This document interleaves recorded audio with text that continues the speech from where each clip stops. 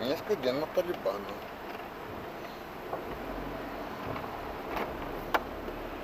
У нашето село.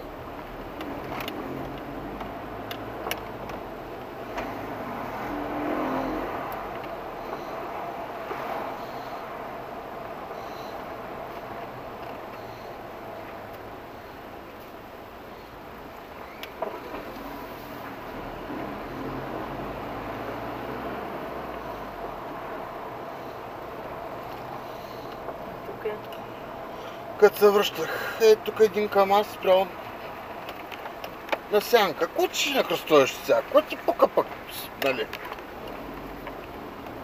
Тук ми е много интересно какво ще се получи, още малко като изкопаете. Откъде ще минаваме?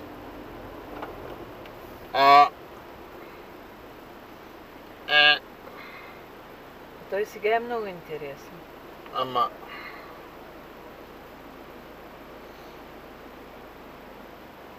И от те изкопано, и от те изкопано.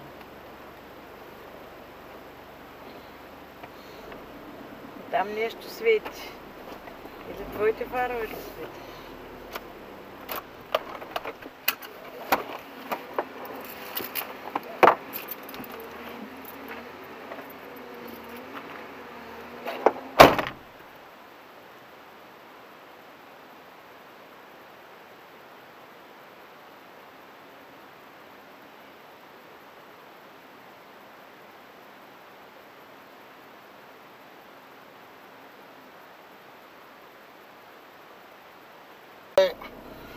Тъй никъм и 20 годишен, хал хабер си няма, а той дето копаеш пред нас.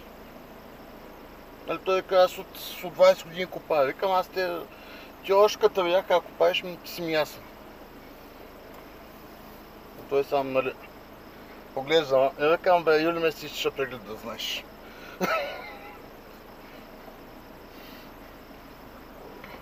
Не, утре ще снимам. Не може така. Не може, ама може. Ето. Значи в момента единствения вариант си да се прибереш минаваш от тука. Тук не може. От тука не можеш. Сега, най-прек е от тука.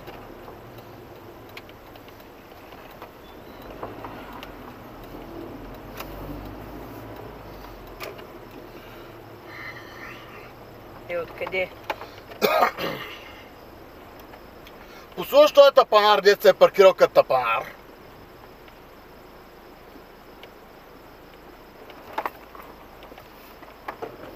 Ти май имаш нужда двойно. Че аз имам двойно.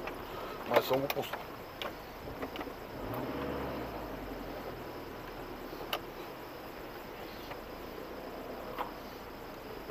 Нали, защото и този си тапанар.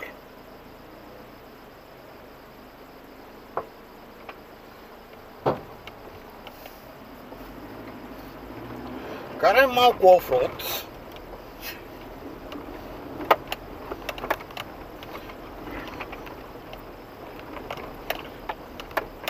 Този запис ще се го пусна след малко. Така. И това е единствения вариант да се пребера до вкъщи. Отсреща ми е една земекопна техника, където... Къде е Буркана? Буркана пил кафе, заминал. Да, значи това е сега най-добрият маршрут за прибиране, като можеш да сами по митницата, но не го избягай. Така. Чакай сега откъде. Значи сега в момента можем да благодарим на Кристална вода, СП Холдинг, на община Силистра, на път дефект също, да не ги забрани и път дефект. Много важна строителна фирма. Тук имаме две зегетите, дето не са регистрирани, но това е друга бира. За това ще си поговорим отделно. Така. Сега. Значи. От тук вече минаваме. Да пропусна да благодаря за нашето отлично представяне на офроуд шампионата.